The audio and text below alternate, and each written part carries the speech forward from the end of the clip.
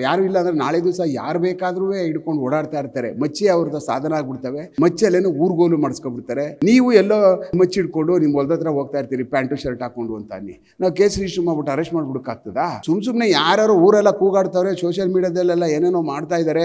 Arrest ಮಾಡಿ nothing doing ಇದ್ದಾರೆ. ಸತ್ಯ ಮಾಡಬೇಕು, ಇಲ್ಲ ಅಂದ್ರೆ ಸುಮ್ಮನೆ ಇರಬೇಕು. ನಮ್ಮೇಲೆ ಅವನೊಬ್ಬನ ಓಡಿಸ್ಕೊಂಡು ಹೋಗ್ತಾವ್ರೆ ಅಂತ ಅಂದಾಗ ಅವ್ರಿಗೆ ಹಿಡಿದು ಸರಿಯಾಗಿ ಅವ್ರಿಗೆ ರಿಪೇರಿಗಳು ಮಾಡಲಿಲ್ಲ ಅಂತ ಅಂದರೆ, ಅವನ ಮೇಲೆ ಕೇಸ್ ರಿಜಿಸ್ಟರ್ ಮಾಡಲಿಲ್ಲ ಅಂತ ಅಂದರೆ ಸಮಾಜ ಘಾತಕ ಶಕ್ತಿಗಳನ್ನ ನಿಗ್ರಹಿಸೋದೆಲ್ಲಿ ಬರ್ತದೆ? ನಾಳೆ ದಿವಸ ಹಿಂಗೆ ಎತ್ಕೋಗ್ತಾ ಇದ್ರು, ನಮ್ಮವು ಫೈಬರ್ ಅಂದ್ಬಿಡ್ತಾರೆ. ನಾವು ಇಲ್ಲ ಸರ್, ನಾವು ಫೈಬರ್ ಎತ್ಕೊ ಓಡಾಡ್ತಾ ಇದ್ದು, ನಮ್ಮದು ಶೂಟಿಂಗ್ ಇತ್ತು ಅಂದ್ಬಿಟ್ಟು ಅಂತ ನಾಳೆ ದಿವಸ ಅವ್ನು ಮೊಬೈಲ್ ಇಟ್ಕೊಬರ್ತಾರೆ, ನೋಡಿ ಸರ್ ಶೂಟ್ ಮಾಡಿದ್ದೀವಿ ಅಂದ್ಬಿಟ್ಟು ಅಂತ. ಅದಕ್ಕೆ ಇಂಥ ಉಚ್ಚಾಪಟ್ಟೆಗಳೆಲ್ಲ ಮಾಡೋಕೆ ಹೋಗ್ಬಾರ್ದು. ನಾಳೆ ದಿವಸ ನೀವೇ ಅನುಭವಿಸ್ಬಿಡ್ತೀರಿ. ಬಿಗ್ ಬಾಸ್ನ ಮಾಜಿ ಸ್ಪರ್ಧಿಗಳಾದಂತಹ ರಜತ್ ಮತ್ತೆ ವಿನಯ್ ಗೌಡ ಅವರು ಏನೋ ರಸ್ತೆಯಲ್ಲಿ ಮಚ್ಚನ್ನ ಹಿಡಿದು ರೀಲ್ಸ್ ಮಾಡಿದಂತಹ ಪ್ರಕರಣಕ್ಕೆ ಸಂಬಂಧಪಟ್ಟಾಗಿ ಈ ಬಗ್ಗೆ ಮಾತನಾಡಲಿಕ್ಕೆ ನಿವೃತ್ತ ಪೊಲೀಸ್ ಅಧಿಕಾರಿ ಎಸ್ ಕೆ ಉಮೇಶ್ ಸರ್ ಅವರು ನಮ್ಮೊಂದಿಗಿದ್ದಾರೆ. ಅವ್ರನ್ನೇ ಕೇಳೋಣ ಯಾವ ರೀತಿಯಾಗಿ ಪ್ರಕರಣ ಹೋಗುತ್ತೆ ಅನ್ನೋದು. ಈಗಾಗಲೇ ಏನೋ ತನಿಖೆ ಹಂತದಲ್ಲಿ ಇರುವಂಥದ್ದು, ಒಂದಷ್ಟು ಸ್ಥಳ ಮಾಜರು ಕೂಡ ಮಾಡಿರುವಂಥದ್ದು. ಹಿರಿಯ ಅಧಿಕಾರಿಗಳನ್ನೇ ಕೇಳೋಣ ಏನು ಹೇಳ್ತಾರೆ ಅಂತೇಳಿ. ಸರ್, ರಸ್ತೆಯಲ್ಲಿ ಮಚ್ಚು ಹಿಡಿದು ಒಂದು ರೀತಿಯಲ್ಲಿ ಉದ್ದಟತನ ಮಾಡ್ತಿರುವಂಥದ್ದು, ಅಂದರೆ ಅವರಿಗೆ ಆದಂಥ ಒಂದಷ್ಟು ಫ್ಯಾನ್ ಫಾಲೋ ಇರುವಂಥದ್ದು, ಬಿಗ್ ಬಾಸಲ್ಲಿ ಅವರು ಗುರುತಿಸಿಕೊಂಡು ಸ್ಪರ್ಧೆ ಮಾಡ್ತಿರುವಂಥದ್ದು, ಈ ಥರ ಮಾಡುವಂಥದ್ದು ಎಷ್ಟು ಸರಿ ಅಂತ ಹೇಳಿ? ನೋಡಿ, ಸಾಮಾನ್ಯವಾಗಿ ಏನಾಗ್ತದೆ ಅಂತ ಅಂದರೆ, ಯಾವುದಾದ್ರೂ ಒಂದು ಮೀಡಿಯಾಗಳಲ್ಲಿ ಸ್ವಲ್ಪ ಪ್ರಚಲಿತಗೊಂಡ ತಕ್ಷಣ ಏನು ಮಾಡ್ತಾರೆ ಅಂದರೆ, ಅವರು ದಿನನಿತ್ಯ ಒಂದಲ್ಲ ಒಂದು ಈ ಸೋಷಿಯಲ್ ಮೀಡಿಯಾದಲ್ಲಿ ಇರಬೇಕು ಅಂತ ಅನ್ನುವಂತಹ ಭಾವನೆಗಳು ಅವ್ರಲ್ಲಿ ಕೆರಡ್ತಾ ಇರ್ತದೆ. ಕೆಲವಷ್ಟು ಜನ ಅದನ್ನು ಕಂಟ್ರೋಲ್ ಮಾಡ್ಕೊಳ್ತಾರೆ, ಕೆಲವಷ್ಟು ಜನ ಅದನ್ನು ಕಂಟ್ರೋಲ್ ಮಾಡ್ಕೊಳ್ಳೋಕ್ಕಾಗದೆ ಪರಿತಪಿಸ್ತಾ ಇರ್ತಾರೆ. ಎಲ್ಲೋ ಒಂದೊಂದು ಕಡೆ ಏನಾಗುತ್ತೆ, ಒಬ್ಬೊಬ್ಬರು ಮಿಸ್ಕ್ಯಾಲ್ಕುಲೇಷನ್ ಮಾಡ್ತಾರೆ. ಅಂದರೆ ರಾಂಗ್ ಜಡ್ಮೆಂಟ್ ಅಂತ ಕರಿತೀವಿ ನಾವು. ಏನು ಹಂಗೆಲ್ಲ ಗನ್ಗಳೆಲ್ಲ ಹತ್ಕೊಂಡು ಓಡಾಡ್ತೀವಿ, ಪಿಕ್ಚರ್ಗಳಲ್ಲಿ ಮಚ್ಚುಗಳೆಲ್ಲ ಹಿಡಿದಾಡ್ಕೊಂಡು ಓಡಾಡ್ತೀವಿ, ಏನೋ ಆಗದೆ ಇರೋದು ಇಲ್ಲಿ ನಾವು ಹಿಡ್ಕೊಂಡು ಓಡಾಡಿದ್ರೆ ಹೇಗೆ ಅಂತ ಅಂದ್ಬಿಟ್ಟು ಅಂತೇಳಿ ಕ್ಯಾಲ್ಕುಲೇಷನ್ಸ್ನ ಕೆಲವಷ್ಟು ಜನ ಅದನ್ನು ಅರ್ಥೈಸ್ಕೊಳ್ಳೋಕ್ಕಾಗದೇ ರಾಂಗ್ ಆಗ್ತದೆ. ನೋಡಿ, ಇವ್ರ ವಿಚಾರದಲ್ಲಿ ಈಗಾಗಲೇ ಏನಾಗಿದೆ, ಕೆಲವಷ್ಟು ಇನ್ಸ್ಟಾಗ್ರಾಮ್ಗೆ ಹಾಕಿರ್ತಕ್ಕಂಥದ್ದು ಮಚ್ಚಿಡ್ಕೊಂಡು, ಆಮೇಲೆ ಅದನ್ನು ಓಡಾಡಿ ಆ ಸ್ಟೈಲು ಇದೆಲ್ಲ ಇರುವಂಥದ್ದು ನೋಡಿದ್ದೀವಿ ನಾವು. ಈ ಥರದ ವಿಚಾರಗಳು ಬಂದಾಗ ಯಾರಾದರೂ ಕ್ರಮ ಜರುಗಿಸಬೇಕು ಅಂತ ಅನ್ನುವಂಥದ್ದು ಏನಾರು ಆದಾಗ, ಒಂದು ಬಿಫೋರ್ ಪೊಲೀಸ್ ಆಫೀಸರ್, ಅಂದರೆ ಯಾವುದೇ ಒಂದು ಅಸಹ್ಯ ಒಂದು ಅಪರಾಧ ಅದು ಪೊಲೀಸ್ ಆಫೀಸರ್ ಎದುರುಗಡೆ ನಡೆದರೆ ಅದು ಸನ್ನೇಹ ಅಪರಾಧ ಆಗ್ತದೆ. ಅದು even non cognizable if it is happen before the officer, in front of officer, ಅದು ಕಾಗ್ನಿಜಿಬಲ್ ಅಫೆನ್ಸ್ ಆಗಿ ಕನ್ವರ್ಟ್ ಆಗ್ತದೆ. ಈ ಥರದ ಹಲವಾರು ಸೆಕ್ಷನ್ಗಳು ನಮ್ಮ ವಿಧಿವಿಧಾನಗಳಲ್ಲಿ ಇದ್ದಾವೆ. ಆ ಕಾರಣಕ್ಕೆ ಇದು ಒಂದು ಸುಮೋಟೋ ಕೇಸ್ ರಿಜಿಸ್ಟರ್ ಮಾಡ್ಕೊಂಡಿದ್ದಾರೆ. ಅಂದರೆ ಯಾವುದೋ ಸೋಷಿಯಲ್ ಮೀಡಿಯಾದಲ್ಲಿ ನೋಡಿರ್ತಕ್ಕಂಥದ್ದನ್ನ ಈ ಥರ ಅವರು ಅದನ್ನು ವೈರಲ್ ಆಗಿರ್ತಕ್ಕಂಥದ್ದು ನೋಡಿ, ಇದು ಶಾಂತಿಭಂಗ ಆಗ್ತಾ ಇದೆಯೇನೋ, ಇದು ಯಾವುದೋ ಸಾರ್ವಜನಿಕರ ಮಧ್ಯೆ ಈ ಥರ ಏನಾದ್ರು ಒಂದು ನಡೆದಿದೆಯಾ ಅಂತ ಅನ್ನುವಂಥ ಒಂದು ಇದರಲ್ಲಿ ಒಂದು ಕಂಪ್ಲೇಂಟ್ನ ರಿಜಿಸ್ಟರ್ ಮಾಡ್ಕೊಳ್ಳೋದ್ರಲ್ಲಿ ತಪ್ಪೇನಿಲ್ಲ, ಮಾಡ್ಕೋಬೋದು. ಏನಪ್ಪ, ಯಾರು ಇಲ್ಲ ಅಂದರೆ ನಾಳೆ ದಿವಸ ಯಾರು ಬೇಕಾದ್ರೂ ಹಿಡ್ಕೊಂಡು ಓಡಾಡ್ತಾ ಇರ್ತಾರೆ. ಮಚ್ಚಿ ಅವ್ರದ್ದು ಸಾಧನ ಆಗ್ಬಿಡ್ತವೆ. ಮಚ್ಚಲ್ಲೇನೋ ಊರ್ಗೋಲು ಮಾಡಿಸ್ಕೊಬಿಡ್ತಾರೆ. ಕತ್ತಿಲೇನೆ ಎಲ್ಲ ಮಾಡ್ಕೊಳ್ಳುವಂಥದ್ದು ಪ್ರವೃತ್ತಿ ಬಂದ್ಬಿಡುತ್ತೆ. ಆ ಕಾರಣಕ್ಕೋಸ್ಕರನೇ ಆರ್ಮ್ಸ್ ಅಂತ ಅನ್ನುವಂಥ ಒಂದು ಡೆಫಿನಿಷನ್ ಏನು ಬರುತ್ತೆ ಅಂತಂದರೆ, ಸಾಮಾನ್ಯವಾಗಿ ಆರ್ಮ್ಸ್ ಆ್ಯಕ್ಟ್ ನಮ್ಮಲ್ಲಿ ಬರ್ತಕ್ಕಂಥದ್ದು ಏನು ಹೇಳ್ತದೆ ಅಂತಂದರೆ, ನಾವು ಆರ್ಮ್ಸ್ ಆ್ಯಕ್ಟ್ ಕೆಳಗಡೆ ತೊಗೋತೀವಿ ಇದನ್ನು, ಯಾವುದನ್ನು ಈ ಥರ ಒಂದು ವೆಪನ್ಗಳು ಈ ಥರ ಇರುವಂಥದ್ದೆಲ್ಲನೂ ಅದು ಯಾತಕ್ಕೋಸ್ಕರ ಇತ್ತು ಅಂತ ಅನ್ನುವಂಥದ್ದು ಇಂಪಾರ್ಟೆಂಟ್. ಅದು ಯಾರನ್ನಾರು ಕೊಲ್ಲೋದಕ್ಕೆ, ಯಾರನ್ನಾರು ಎಲ್ಲಾದರೂ ಹೋಗಿ ದಂಗೆ ಮಾಡೋದಕ್ಕೆ ಅಂತಂದರೆ ಕ್ವಾಂಟಿಟಿ, ಅಂದರೆ ಎಷ್ಟು ಇಟ್ಟಿದ್ದಾರೆ ಅನ್ನುವಂಥದ್ದು. ಒಂದೋ ಎರಡೋ ಮನೆಯಲ್ಲಿ ಇಟ್ಟಿದ್ದಾರೆ ಅಂತಂದರೆ ಪೂಜೆಗೆ ಇಟ್ಕೊಂಡಿರ್ತಾರೆ, ಇಲ್ಲ ಅವ್ರು ಪುರಾತನ ಕಾಲದವಾಗಿರ್ತವೆ. ಈ ಥರದ್ದು ಹಲವಾರು ಘಟನಾವಳಿಗಳಲ್ಲಿ ನಾವು ಸೀಸ್ ಮಾಡಿರ್ತಕ್ಕಂಥದ್ದು ಉಂಟು. ಆ ಘಟನಾವಳಿಗಳಲ್ಲಿ ಸೀಸ್ ಮಾಡಿದಂಥವು ಯಾತಕ್ಕೆ ಇದನ್ನು ಬಳಸ್ಕೊಂಡ್ರು ಅನ್ನೋಂಥದ್ದು ಇಂಪಾರ್ಟೆಂಟ್. ನೆಕ್ಸ್ಟ್ ಕೋರ್ಸ್ ಆಫ್ ಆ್ಯಕ್ಷನಲ್ಲಿ ನಾವು ಏನು ತನಿಖಾ ಕಾಲದಲ್ಲಿ ಮುಂದೆ ಹೋಗ್ತೀವೋ ಆ ಸಮಯದಲ್ಲಿ ಇದನ್ನು ಎಲ್ಲಿ ಬಳಸ್ಕೊಂಡ್ರು ಅನ್ನುವಂಥದ್ದು ಭಾಳ ಇಂಪಾರ್ಟೆಂಟ್ ಬರುತ್ತೆ. ಒಂದು ಜನನಿಬಿಡ ಪ್ರದೇಶದಲ್ಲಿ ಬಳಸ್ಕೊಂಡ್ರ, ಸಾರ್ವಜನಿಕರ ಮಧ್ಯೆ ಬಳಸ್ಕೊಂಡ್ರ, ಸಾರ್ವಜನಿಕರುಗಳ ಎದುರಿಸಿ ಏನಾದರೂ ಇದನ್ನು ಮಾಡ್ತಾ ಇರ್ತಕ್ಕಂಥದ್ದು ಏನಾರು ಮಾಡ್ತಾ ಇದ್ದಾರಾ, ಇಲ್ಲ ಇದನ್ನು ಯೂಸ್ ಮಾಡ್ಕೊಂಡು ಹಫ್ತಾ ವಸೂಲಿ ಮಾಡ್ತಾ ಇದ್ದಾರಾ, ಇನ್ನೊಂದು ಹೆಜ್ಜೆ ಮುಂದೆ ಹೋಗಿ ಅನ್ನುವಂಥದ್ದು ನಮ್ಮಲ್ಲಿ ಬೈಫರ್ಕೇಷನ್ ಮಾಡ್ಕೊಳ್ತೀವಿ ಈ ಒಂದು ಕಾಗ್ನಿಜಿಬಲ್ ಅಫೆನ್ಸ್ ಒಳಗಡೆ ಕೇಸ್ ರಿಜಿಸ್ಟರ್ ಮಾಡುವಂಥ ಸಮಯದಲ್ಲಿ. ಅವಾಗೇನಾಗ್ತದೆ, ನಾವು ಎಷ್ಟು ನೋಡಿರ್ತೀವೋ, ಇವನ್ ಇನ್ಸ್ಟಾಗ್ರಾಮ್ಲೋ ಫೇಸ್ಬುಕ್ಲೋ ಮತ್ತು ಬೇರೆ ಯಾವುದೇ ಸೋಷಿಯಲ್ ಮೀಡಿಯಾಗಳಲ್ಲಿ ಈ ಥರದ್ದು ಏನಾರು ಬಂದಾಗ FIR ಹಾಕೋದ್ರಲ್ಲಿ ಯಾವುದೇ ಕಾರಣಕ್ಕೂ ತಪ್ಪಿಲ್ಲ. ತನಿಖಾ ಮಾಡಬೇಕಂತ ಸಮಯದಲ್ಲಿ ಎಲ್ಲೂ ತಪ್ಪು ಮಾಡಬಾರ್ದು. ನೀವು ಎಲ್ಲೋ ಒಂದು ಮಚ್ಚಿಡ್ಕೊಂಡು ನಿಮ್ಮ ಹೊಲ್ದ ಹತ್ರ ಹೋಗ್ತಾ ಇರ್ತೀರಿ ಪ್ಯಾಂಟು ಶರ್ಟ್ ಹಾಕ್ಕೊಂಡು ಅಂತ ಅನ್ನಿ, ನಾವು ಕೇಸ್ ರಿಜಿಸ್ಟರ್ ಮಾಡ್ಬಿಟ್ಟು ಅರೆಸ್ಟ್ ಮಾಡ್ಬಿಡೋಕ್ಕಾಗ್ತದಾ? ನೀವೇನೋ ಗಿಡ ಕತ್ತರಿಸೋಕೋ ಮುಳ್ಳು ಕತ್ತರಿಸೋಕೋ ಹೋಗ್ತಾ ಇರ್ತೀರಿ, ನಿಮ್ಮನ್ನೆಲ್ಲ ಎಳ್ಕೊಬಂದು ಅವೆಲ್ಲ ಕೇಸ್ ರಿಜಿಸ್ಟರ್ ಮಾಡೋಕ್ಕಾಗ್ತದಾ?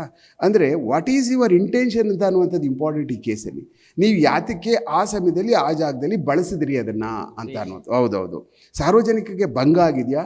ಸಾರ್ವಜನಿಕರು ಈ ದೃಶ್ಯ ನೋಡು ಭಯಭೀತರಾಗ್ಬಿಟ್ರಾ?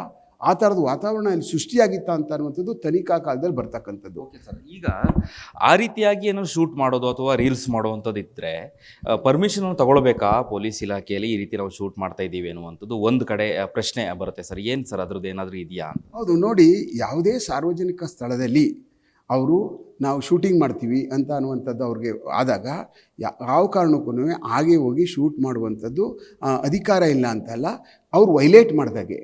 ಆ ಕಾರಣಕ್ಕೆ SP ಆಫೀಸ್ಗೆ ಅವ್ರ ಅರ್ಜಿಗಳನ್ನ ಕೊಟ್ಟು ಯಾವ ಜಾಗದಲ್ಲಿ ಶೂಟ್ ಮಾಡ್ತೀವಿ, ಯಾವ ಕಾರಣಕ್ಕೋಸ್ಕರ ಶೂಟ್ ಮಾಡ್ತೀವಿ, ಅಲ್ಲಿ ಏನೇನೆಲ್ಲ ಬಳಸ್ಕೊಳ್ತೀವಿ ನಾವು ಅಂತ ಅನ್ನುವಂಥದ್ದು ಪೂರ್ವ ಮಾಹಿತಿಯನ್ನು ನಮ್ಮ ಜಿಲ್ಲಾ SP ಅವರು ಇರ್ತಾರಲ್ಲ, ಸೂಪರಿಂಟೆಂಡೆಂಟ್ ಆಫ್ ಪೊಲೀಸ್ ಅವರಿಗೆ ನೇರವಾದಂಥ ಮಾಹಿತಿ ಕೊಟ್ಟು ಅಲ್ಲೊಂದು ಅರ್ಜಿ ಕೊಟ್ಟು ಅವ್ರ ಕಡೆಯಿಂದ ಅವರು ಹಣವನ್ನು ಕಟ್ಟಿಸ್ಕೊಂಡು ಅಲ್ಲಿಗೆ ಪ್ರೊಟೆಕ್ಷನ್ನೂ ಸಹ ಪೊಲೀಸರನ್ನ ಕಳಿಸ್ಕೊಡ್ತಾ ವ್ಯವಸ್ಥೆ ಇದೆ. ಅದು ಪೂರ್ಣ ಪ್ರಮಾಣದ ಪ್ರಜ್ಞಾವಂತರು ಮಾಡ್ತಕ್ಕಂಥ ಕೆಲಸ. ಅದು ನಾಳೆ ದಿವಸ ಅಲ್ಲೋದಾಗ ಏನಾದ್ರು ಹೆಚ್ಚು ಕಡಿಮೆ ಆಗ್ತದೆ, ಪೊಲೀಸರು ಅಲ್ಲಿದ್ದಾರೆ ಅಂತ ಅಂದಾಗ ಹೌದು ಇವ್ರು ಅನುಮತಿ ತೊಗೊಂಡಿದ್ದಾರೆ ಅಂತ ಅಲ್ಲಿ ಸಾರ್ವಜನಿಕರಿಗೆ ಗೊತ್ತಾಗ್ತದೆ. ಆವಾಗ ಏನಾಗ್ತದೆ, ಭಯಭೀತಿಗಳು ಉಂಟಾಗಲ್ಲ. ಈಗ ಹಲವಾರು ಪಿಕ್ಚರ್ಗಳಲ್ಲಿ ಏನಾಗಿದೆ, ಮಚ್ಚುಗಳು ಹಿಡಿಸ್ಕೊಂಡು ರೌಡಿಗಳು ಓಡಿಸ್ಕೊಂಡು ಹೋಗ್ತಾ ಇರ್ಬೇಕಾ ಸಮಯದಲ್ಲಿ ಸಿಕ್ಕಾಬಟ್ಟೆ ಎಲ್ಟರ್ ಸ್ಕೆಲ್ಟರ್ ಓಡೋಗ್ಬಿಟ್ಟಿದ್ದಾರೆ ಜನ. ಏನೋ ಹೊಡೆದಾಟಗಳು ಇದಾಗ್ತಾ ಇದ್ದಾವೆ. ಸ್ಲಮ್ಗಳಲ್ಲಿ ಕೆಲವಷ್ಟು ಏಕಾಏಕಿ ಪರ್ಮಿಷನ್ಗಳು ತಗೋದೇ ಮಾಡಿಬಿಡ್ತಾರೆ. ಆ ಮಚ್ಚಿಡ್ಕೊಂಡು ಓಡಿಸ್ಕೊಂಡು ಹೋಗ್ತಾ ಇರಬೇಕಾದಾಗ, ಯಾಕೆಂದರೆ ರಿಯಲ್ಲಾಗೆ ನಡೀತಾ ಇರ್ತದೆ ಘಟನೆ. ಅದು ಕ್ಯಾಮ್ರಾ ಎಲ್ಲೋ ಅದನ್ನು ಶೂಟ್ ಮಾಡ್ತಾ ಇರ್ತದೆ, ಜನಗಳಿಗೆ ಗೊತ್ತಾಗಲ್ಲ. ಹುಚ್ಚಾಬಟ್ಟೆ ಅವರು ಹೋಗಿ ಬಿದ್ದೋಗಿ ಮೋರಿಗಳಿಗೆಲ್ಲ ಬಿದ್ದೋಗಿರ್ತಕ್ಕಂಥದ್ದೆಲ್ಲ ಇದೆ. ಆ ಕಾರಣಕ್ಕೋಸ್ಕರವೇ ಈ ಥರದ ದೃಶ್ಯಾವಳಿಯನ್ನು ಅವ್ರೇನಾದರೂ ಸೆರೆ ಹಿಡಿಬೇಕಾದಂಥ ಸಮಯದಲ್ಲಿ ಆ ಒಂದು ಯೂನಿಟ್ ಅಧಿಕಾರಿ, ಬೆಂಗಳೂರಿನಲ್ಲಾದರೆ DCP, ಹೊರಗಡೆ ಆದರೆ SP, ಜಿಲ್ಲೆಗಳಲ್ಲಾದರೆ SP, ಬೆಂಗಳೂರು ನಗರ ಪೊಲೀಸ್ ಅಂತ ಏನಿರ್ತದೋ ಕಮಿಷನರ್ ರೇಟ್ ಅಂತ ಬರ್ತದೋ ರಾಜ್ಯಗಳಲ್ಲಿ, ನಗರಗಳಲ್ಲಿ, ಅಲ್ಲಿ ಕಮಿಷನರ್ ಅವ್ರ ಹತ್ರ ಅದನ್ನು ಪರವಾನಗಿಯನ್ನು ತೊಗೋಬೇಕಾಗ್ತದೆ. ಅದನ್ನ ತೊಗೊಂಡಾದಮೇಲೆ ಪೊಲೀಸವ್ರು ಕಳಿಸ್ತಾರೆ. ಪೊಲೀಸವರಲ್ಲಿ ವಿಸಿನಿಟಿಲಿ ಇದ್ದಾರೆ ಕಂಡ್ರು ಸಾರ್ವಜನಿಕರು ಅಂದರೆ, ಓ ಹೌದು ಪೊಲೀಸರು ಬಂದಿದ್ದಾರೆ, ಈ ಥರದ್ದೆಲ್ಲ ನಡೆಯಲ್ಲ ಅಂತ ಅನ್ನುವಂಥ ಒಂದು ಅಶಾಂತಿ, ಒಂದು ವಾತಾವರಣ ಉಂಟಾಗಲ್ಲ. ಆ ಕಾರಣಕ್ಕೋಸ್ಕರ ಯಾವುದೇ ಒಂದು ಈ ಥರ ಶೂಟಿಂಗ್ ಮಾಡ್ತಾ ಇರುವಂಥ ಸಮಯದಲ್ಲಿ, ಅಂದರೆ ಸಿನಿಮಾಗಳ ಚಿತ್ರೀಕರಣ ಮಾಡುವ ಲಾರ್ಜ್ ಸ್ಕೇಲಲ್ಲಿ ಧಾರಾವಾಹಿಗಳು ಶೂಟ್ ಮಾಡ್ತಾ ಇರ್ತಕ್ಕಂಥ ಸಮಯದಲ್ಲಿ ಅವ್ರು ತೊಗೋಬೇಕಾಗ್ತದೆ. ಅವ್ರು ಮನೆ ಒಳಗಡೆ ಎಲ್ಲೋ ಮಾಡ್ತಾರೆ, ಮನೆ ಒಳಗಡೆ ಪರ್ಮನೆಂಟಾಗೆ ಮಾಡ್ತಾರೆ ಅಂದರೆ ಅವಶ್ಯಕತೆ ಇಲ್ಲ. ಅವ್ರದ್ದೇ ಆದಂಥ ಒಂದು ವಿಸಿನಿಟಿ ಇರ್ತದೆ, ಅವ್ರದ್ದೇ ಆದಂಥ ಒಂದು ಜಾಗ ಇರ್ತದೆ, ಕಾಂಪೌಂಡ್ ಇರ್ತದೆ. ಅದು ರೆಸ್ಟ್ರಿಕ್ಷನ್ ಏರಿಯಾ ಆಗಿರೋದ್ರಿಂದ ಬೇರೆ ಜನ ಯಾರೂ ಬರಲ್ಲ ಅನ್ನೋ ಕಾರಣಕ್ಕೋಸ್ಕರನೇ ಆಗ ಅಲ್ಲಿ ಏನೋ ಅವಶ್ಯಕತೆ ಕಂಡು ಬರೋದಿಲ್ಲ ಅಂತ ಅಂದ್ಬಿಟ್ಟು ಅಂತ ಪೊಲೀಸರೇ ಹೇಳ್ತಾರೆ. ಅದೇನು ನಿರ್ಣಯ ಮಾಡೋದಕ್ಕೆ ಅಲ್ಲಿರ್ತಕ್ಕಂಥ ಅಧಿಕಾರಿನೇ ಸಾಕು, ಯಾವುದಕ್ಕೆ ಬೇಕು ಯಾವುದಕ್ಕೆ ಬೇಡ ಅಂತ ಅಂದ್ಬಿಟ್ಟು ಅಂತ. ಸಾರ್ವಜನಿಕ ರಸ್ತೆಗೆ ಬೇಕೇ ಬೇಕಾಗ್ತದೆ. ಹಾಗೆ ರೀಲ್ಸ್ ಮಾಡಿದ ನಂತರದಲ್ಲಿ ಅದನ್ನು ಸೋಷಿಯಲ್ ಮೀಡಿಯಾದಲ್ಲಿ ವೈರಲ್ ಆಯಿತು, ಅರೆಸ್ಟ್ ಮಾಡಿದ ಮೇಲೆ ಮತ್ತೆ ರಿಲೀಸ್ ಮಾಡಿದ್ರು. ನಿನ್ನೆ ಸ್ಥಳ ಮಹಾರಾಜರು ಮಾಡುವಂಥ ಸಂದರ್ಭದಲ್ಲಿ ಇದು ಏನು ಫೈಬರ್ದು ಅಥವಾ ರಬ್ಬರ್ದು ಅನ್ನುವಂಥದ್ದನ್ನು ಹೇಳ್ತಾ ಇದ್ದಾರೆ. ಎಲ್ಲೋ ಒಂದು ಕಡೆ ಪೊಲೀಸ್ನವರು ಅದು ಪರಿಶೀಲನೆ ಮಾಡೋ ಸಂದರ್ಭದಲ್ಲಿ ಏನಾದರೂ ಎಡವಿದ್ರಾ ಅಥವಾ ಗೊತ್ತಾಗ್ಲಿಲ್ವಾ? ಪೊಲೀಸವರೇ ಅದನ್ನು ಪರಿಶೀಲನೆ ಮಾಡಬೇಕಾಗಿದೆ, ಎಲ್ಲೋ ಒಂದು ಕಡೆ ಮೈನಸ್ ಆಯ್ತಾ ಅನ್ನುವಂಥದ್ದು ಸರ್. ನೋಡಿ, ಸಾಮಾನ್ಯವಾಗಿ ಏನಾಗುತ್ತೆ ಅಂತಂದರೆ, ನಾವು ಸೆಟ್ಗಳಿಗೆ ಇವಾಗ ಹೋಗ್ತಾ ಇರ್ತೀವಿ, ನೋಡ್ತಾ ಇರ್ತೀವಿ. ಈಗ ಹಲವಾರು ಸಿನಿಮಾ ಶೂಟಿಂಗ್ಗಳಿಗೆ ಹೋದಾಗ 100ಕ್ಕೆ 100ರಷ್ಟು ಫೈಬರಲ್ಲೇ ಮಾಡಿರ್ತಾರೆ. ನಮ್ಮ ಮಚ್ಚುಗಳಿಗಿಂತ ಚೆನ್ನಾಗಿರ್ತವೆ. ನಾವು ನೋಡ್ತೀನಲ್ಲ, ಇದೇನಪ್ಪ ಇದು, ನಮ್ಮ ರೌಡಿಗಳ ಹತ್ರ ಸೀಸ್ ಮಾಡಿ ಮಚ್ಚಿಗಿಂತ ಚೆನ್ನಾಗವಲ್ಲಪ್ಪ ಇದು. ನೆನ್ನೆ ಹಾಗೇನೆ ನಾನು ನೋಡಿದೆ ಅಲ್ಲ, ರೈಸಿಂಗ್ ಅಶೋಕ ಶೆಟ್ನಲ್ಲಿ ನೋಡಿ ಗಾಬರಿ ಆಗ್ಬಿಡ್ತು ನನಗೆ. ಇದು ಏನು ಈ ಥರ ಇದಾವಲ್ಲ ಇವು, ಏನೂ ಆಗಲ್ಲ, ಹೊಡೆದ್ರೂ ಇವನು ಏಟ್ ಬೀಳೋದಿಲ್ಲ ಅವು. ಅಷ್ಟು ಭಾಳ ಚೆನ್ನಾಗಿ ನನಗೆ ಯಾರು ಮಾಡ್ಕೊಡ್ತಾರೆ ಈ ಥರ ಎಲ್ಲ ಅಂತ ಕೇಳಿದೆ ನಾನದು. ಆ ಥರ ಮಚ್ಚುಗಳು ಮತ್ತು ಲಾಂಗ್ಗಳನ್ನ ಮಾಡ್ತಕ್ಕಂಥದ್ದಿದೆ. ಯಾವ ಕಾರಣಾಂತರಕ್ಕೂ ಅವರು ಮೆಟಲ್ನ ಯೂಸ್ ಮಾಡೋದೇ ಇಲ್ಲ. ಅವ್ರು ಮೆಟಲ್ ಒಂದೂ ಬರೋದಿಲ್ಲ ಸೆಟ್ಗಳಿಗೆ. ಅದು ಮೊದಲೇ ಅದು ಇದಾಗೋಗ್ಬಿಟ್ಟಿರ್ತದೆ. ಆಮೇಲೆ ನಾಳೆ ದಿವಸ ಹೊಡಿಕೋದಾಗ, ಅಕಸ್ಮಾತ್ ಏನಾದ್ರು ಮಾಡೋಕ್ಕೋದಾಗ ಅವ್ರ ಗಾಯಗಳಾಗುವಂಥದ್ದು, ಅದನ್ನೇ ಇದನ್ನು ಲಾಸ್ನ ಆಮೇಲೆ ಅವರೇ ಬರೆಸ್ಬೇಕಾಗ್ತದೆ. ಅದು ಎಲ್ಲೂ ನಾನು ನೋಡಲ್ಲ ಸೆಟ್ಗಳಲ್ಲಿ. ಸಾಮಾನ್ಯವಾಗಿ ಒರಿಜಿನಲ್ ಬಳಸ್ತಕ್ಕಂಥದ್ದನ್ನ ಈವನ್ ಹಿಂಗೆ ಬಿಸಾಕ ತಕ್ಷಣ ಢಂಡ್ ಅಂತ ಸೌಂಡ್ ಬರ್ತದೆ. ಆ ಸೌಂಡೆಲ್ಲ ಮಾಡ್ಕೊಳ್ತಾರೆ. ಕಬ್ಬಿಣ ಸೌಂಡ್ ಬರುತ್ತೆ, ಹಿಂಗೆ ಹೊಡಿತಾ ಇದ್ದಾಗ ಡಮ್ ಅಂತ ಸೌಂಡ್ ಬರುತ್ತೆ. ಇದೆಲ್ಲನೂ ಅದನ್ನು ಇದರೊಳಗಡೆ ಮುಂದುವರೆದ ಭಾಗದಲ್ಲಿ ಮಾಡ್ಕೊಳ್ತಾರೆ. ಆ ಕಾರಣಕ್ಕೆ ಸಿನಿಮಾ ಸೆಟ್ಗಳಲ್ಲಿ ಯಾವ ಕಾರಣಕ್ಕೂ ಇರಲ್ಲ ಅಂತ ಮುಂದುವರೆದು ಹೇಳೋದಾದರೆ, ನನ್ನ ಲೆಕ್ಕದಲ್ಲಿ ಇವ್ರು ಶೂಟ್ ಮಾಡುವಂಥ ವಿಸಿನಿಟಿ ಏನಾದರೂ ಸಿನಿಮಾ ಸೆಟ್ ಆಗಿದ್ದರೆ ನನ್ನ ಲೆಕ್ಕದಲ್ಲಿ ಅಲ್ಲಿ ಫೈಬರವೇ ಆಗಿರ್ತವೆ. ಮುಂದುವರೆದು ಹೋದಾಗ ಏನಾಗ್ತದೆ, ನೀವು ಎಲ್ಲಿ ಮಾಡಿದ್ರಿ ಏನು ಜಾಗ ಅದೇನಾದ್ರು ಸೆಟ್ ಏರಿಯಾದಲ್ಲಿದ್ದರೆ ನನ್ನ ಲೆಕ್ಕದಲ್ಲಿ ಅದನ್ನು ತನಿಖೆನ ಕೈ ಬಿಟ್ಟು ಈಗ ಅದನ್ನು ಹೌದು ಈ ಥರದ ಸೆಟ್ ಏರಿಯಾ ಆಗಿದೆ ಇದು, ಇಲ್ಲಿರ್ತಕ್ಕಂಥ ಈ ಒಂದು ಪ್ರದೇಶದಲ್ಲಿ ಇಂಥವೆಲ್ಲ ಇದ್ದಾವೆ, ಇಂಥವು ಯೂಸ್ ಮಾಡೋದಕ್ಕೋಸ್ಕರ ಇಟ್ಕೊಂಡಿದ್ದಾರೆ ಅಂತ ತನಕಾ ಕಾಲದಲ್ಲಿ ಮಾಜರ್ ಕಾಲದಲ್ಲಿ ಅದನ್ನು ಅವ್ರಿಗೆ ನೋಟಿಸ್ ಏನು ಕೊಟ್ಟಿರ್ತೀವೋ ಅದು ಮಾಡಿ ಅದನ್ನು FIRನ ಬಿ ರಿಪೋರ್ಟ್ ಅಂತಂದರೆ ಸಾಕ್ಷ್ಯಾಧಾರಗಳು ಇಲ್ಲದ ಕೇಸಂದು ಮುಕ್ತಾಯ ಮಾಡುವಂಥದ್ದು ಒಳ್ಳೆಯದು. ಸತ್ಯ ಇದ್ದರೆ ಮಾಡಬೇಕು. ಸುಮ್ಮನೆ ಯಾರು ಊರೆಲ್ಲ ಕೂಗಾಡ್ತವ್ರೆ, ಸೋಷಿಯಲ್ ಮೀಡಿಯಾದಲ್ಲೆಲ್ಲ ಏನೇನೋ ಮಾಡ್ತಾ ಇದ್ದಾರೆ, ಅರೆಸ್ಟ್ ಮಾಡಿ ನಥಿಂಗ್ ಡೂಯಿಂಗ್. ಅದು ಯಾವ ಕಾರಣಕ್ಕೂ ಮಾಡಬಾರ್ದು. 1000 ಜನ ಕೂಕೊಳ್ಳಿ, 1000 ಜನ ನಮ್ಗೆ ಬೈಕೊಳ್ಳಿ, 1000 ಜನ ಲಂಚ ತಿನ್ಬಿಟ್ರು ಅಂದ್ಕೊಳ್ಳಿ, ಅದಕ್ಕೆಲ್ಲ ಕೇರ್ ಮಾಡಬಾರ್ದು ಅಧಿಕಾರಿ. ಇದು ನೇರ ಇದ್ದರೆ ಸತ್ಯ ಇದ್ದರೆ ಸತ್ಯ ಮಾಡಬೇಕು, ಇಲ್ಲ ಅಂದರೆ ಸುಮ್ಮನೆ ಇರಬೇಕು. ಅದು ಇಂಥವು ಬರ್ತಾ ಇರ್ತವೆ, ಹೋಗ್ತಾ ಇರ್ತವೆ. ನಾವು ರಸ್ತೆನಲ್ಲಿ ಹೋಗ್ತೀವಲ್ಲ, ಎಷ್ಟು ಜನ ರೈತರು ಹೋಗ್ತಾ ಇರ್ತಾರೆ, ಇಟ್ಕೊಂಡು ಹೋಗ್ತಾ ಇರ್ತಾರೆ, ಗೊತ್ತಾಗಲ್ವ ನಮಗೆ ರೈತರೆಲ್ಲ ಹೋಗ್ತಾವ್ರೆ, ಹೀಗೆ ಮಚ್ಚೆತ್ಕೊಂಡು ಹೋಗ್ತಾ ಇರ್ತಾರೆ ಕಾಡು ಕಡೆಗೆ ಮೇಕೆ ಹೊಡ್ಕೊಂಡು, ಹೌದಲ್ವಾ? ನಮ್ಗೆ ಗೊತ್ತಾಗ್ಬಿಡ್ತದೆ ಅದನ್ನು ಡಿಸ್ಇಂಟಿಗ್ರೇಷನ್, ಅದನ್ನು ಬೈಫರ್ಕೇಷನ್ ಮಾಡಬೇಕಾದಾಗಲೇ ಗೊತ್ತಾಗ್ಬಿಡ್ತದೆ ನಮಗೆ ಯಾವುದು ಇದು ಇಂಟೆನ್ಷನ್ ಇದೆ, ಯಾವುದು ಇಂಟೆನ್ಷನ್ ಇಲ್ಲ ಅಂದ್ಬಿಟ್ಟು. 4-5 ಜನ ರೌಡಿಗಳು ಇತ್ಕೊಂಡು ಮಚ್ಚಗಳನ್ನ ಸ್ಲಮ್ ಮೇಲೆ ಅವನೊಬ್ಬನ ಓಡಿಸ್ಕೊಂಡು ಹೋಗ್ತಾವ್ರೆ ಅಂತ ಅಂದಾಗ ಅವ್ರಿಗೆ ಹಿಡಿದು ಸರಿಯಾಗಿ ಅವ್ರಿಗೆ ರಿಪೇರಿಗಳು ಮಾಡಲಿಲ್ಲ ಅಂತಂದರೆ, ಅವನ ಮೇಲೆ ಕೇಸ್ ರಿಜಿಸ್ಟರ್ ಮಾಡಲಿಲ್ಲ ಅಂತಂದರೆ ಸಮಾಜ ಘಾತಕ ಶಕ್ತಿಗಳನ್ನ ನಿಗ್ರಹಿಸೋದೆಲ್ಲಿ ಬರ್ತದೆ? ಅದನ್ನು ನಾವು ಬೈಫರ್ಕೇಟ ಸರಿ ಮಾಡಬೇಕು. ನಾಳೆ ದಿವಸ ಹಿಂಗೆ ಎತ್ಕೋಗ್ತಾ ಇದ್ದು ನಮ್ಮವು ಫೈಬರು ಅಂದ್ಬಿಡ್ತಾರೆ. ನಾವು ಇಲ್ಲ ಸರ್, ನಾವು ಫೈಬರ್ ಎತ್ಕೊ ಓಡಾಡ್ತಾ ಇದ್ದದ್ದು, ನಮ್ಮದು ಶೂಟಿಂಗ್ ಇತ್ತು ಅಂದ್ಬಿಟ್ಟು ಅಂತ ನಾಳೆ ದಿವಸ ಅವ್ನು ಮೊಬೈಲ್ ಇಟ್ಕೊಬರ್ತಾರೆ, ನೋಡಿ ಸರ್ ಶೂಟ್ ಮಾಡಿದ್ದೀವಿ ಅಂದ್ಬಿಟ್ಟು ಅಂತ.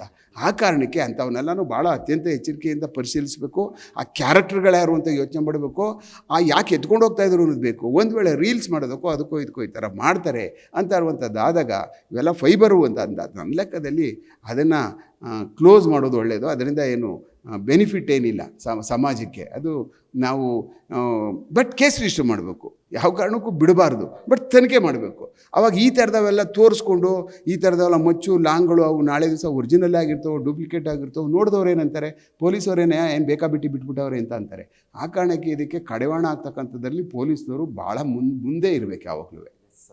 ಹಾಗೆ ಸರ್, ನೀವು ನಿವೃತ್ತ ಪೊಲೀಸ್ ಅಧಿಕಾರಿ ಅಂದರೆ ನೀವು ಕೆಲಸ ಮಾಡೋ ಸಂದರ್ಭದಲ್ಲಿ ಇಷ್ಟೊಂದು ಸೋಷಿಯಲ್ ಮೀಡಿಯಾ ಆ್ಯಕ್ಟಿವ್ ಆಗಿರಲಿಲ್ಲ, ಅಂದರೆ ಮೊಬೈಲ್ ಬಳಕೆ ಕಡಿಮೆ ಇತ್ತು. ಈಗ ಸೋಷಿಯಲ್ ಮೀಡಿಯಾ ಆ್ಯಕ್ಟಿವ್ ಇದೆ, ರೀಲ್ಸು, ಇನ್ಸ್ಟಾಗ್ರಾಮು, ಫೇಸ್ಬುಕ್ಕು, ಒಂದಷ್ಟು ಪೇಜ್ನಲ್ಲಿ ರೀಲ್ಸ್ಗಳನ್ನು ಮಾಡ್ತಾರೆ. ಯುವಕರಿಗೆ ಏನು ಹೇಳಿಕ್ಕೆ ಬಯಸ್ತಾರೆ? ಈಗಾಗಲೇ ಏನು ವೆಪನ್ ಹಿಡ್ಕೊಂಡು ಕೂಡ ರೀಲ್ಸ್ ಮಾಡಿದ್ರು, ಕೂಡ ಅರೆಸ್ಟ್ ಮಾಡಿದರು, ತನಿಖೆ ಮಾಡಿದರು. ಇನ್ನು ನೆಕ್ಸ್ಟು ಯುವಕರಿಗೆ ಏನು ಹೇಳಲಿಕ್ಕೆ ಬಯಸ್ತೀರ ನೀವು, ಎಚ್ಚರಿಕೆ ಅಂತ ಹೇಳೋದಾದರೆ? ನೋಡಿ, ಯುವಕರುಗಳು ಸಾಮಾನ್ಯವಾಗಿ ಏನಾಗ್ತದೆ ಅಂತಂದರೆ, ಈ ಪ್ರಸಕ್ತ ವಿದ್ಯಮಾನದಲ್ಲಿ ಬರ್ತಾ ಇರ್ತಕ್ಕಂಥ ಏನು ಸಿನಿಮಾಗಳು ಇದೇ ಥರದ ವರ್ಚಸ್ಸಲ್ಲಿ ಬರ್ತಾ ಇದ್ದಾವೆ. ಬರಲಿ, ಪಿಕ್ಚರ್ಗಳು ಬಂದ ಕ್ಷಣಕ್ಕೆ ಅಲ್ಲಿರೋದನ್ನೆಲ್ಲನೂ ನಾವು ಅಳವಡಿಸ್ಕೊಬಿಡ್ಬೇಕು ಅಂತೇನಿಲ್ಲ.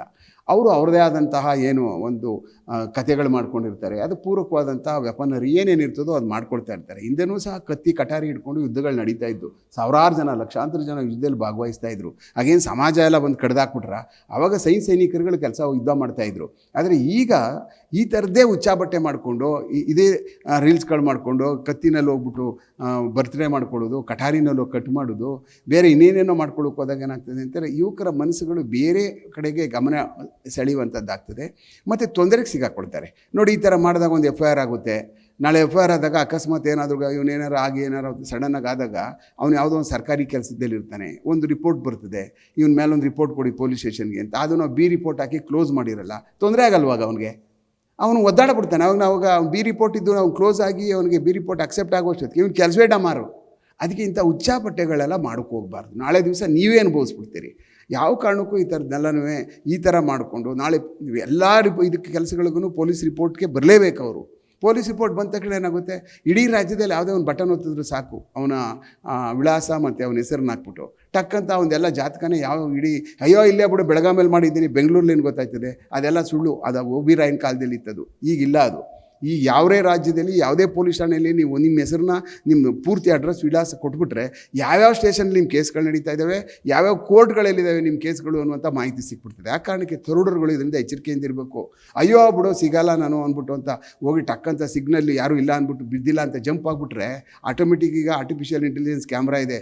ಒಂದು ದಿವಸ ಸಿಗಾಕೊಂಡಾಗ ನಿಮ್ಮ ಮನೇಲಿರೋ ಅಣ್ಣ ತಮ್ಮದಿರು, ಅಕ್ಕ ತಮ್ಮಗಿದ್ದರು, ಭಾವೈಕ್ಯರು, ಭಾವದಿರು ಎಲ್ಲ ಗಾಡಿಗಳು ಮಾರಿದ್ರು ಫೈನ್ ಕಟ್ಟೋಕ್ಕಾಗೋದಿಲ್ಲ.